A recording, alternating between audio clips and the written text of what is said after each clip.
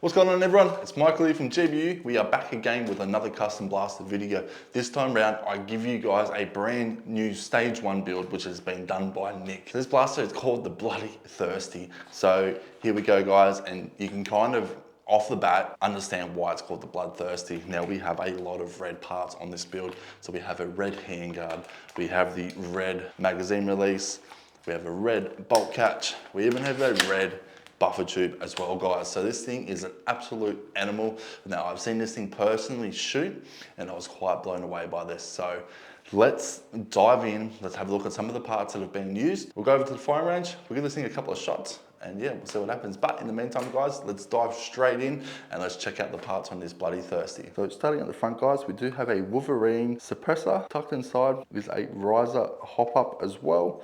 We have a Gen 8 style 2-piece clamped handguard. We have an SLR outer barrel. We have an angled foregrip. We also have our foldable metal iron sights, one at the front, one at the rear. Now again, we do have a red magazine release. And on the back side here, we have a GBU custom series red bolt catch. We do have a X-Power buffer tube, which is red.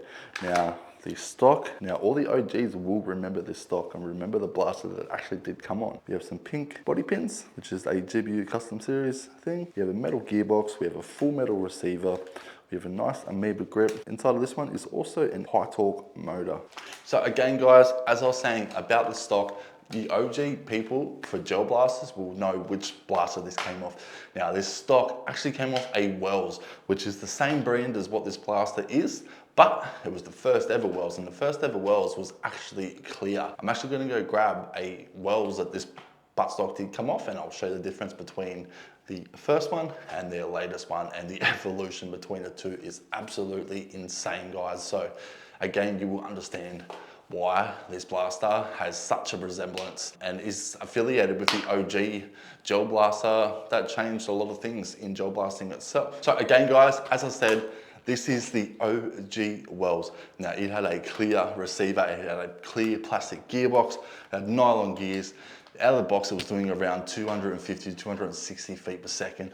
Now again, this was a pinnacle in gel blaster. It actually had the first V2 gearbox for a gel blaster. Now the previous gel blaster before this was the Gen 8, which had its own style, the Gen 9, which again had its own style. It was a mixture between V2 and let's say a Gen 8. And then they brought out the Wells, and the Wells had the first true V2 gearbox before it was fully upgraded and it turned into say something like this one here, which is full metal gearbox, metal receiver, handguard, everything like so.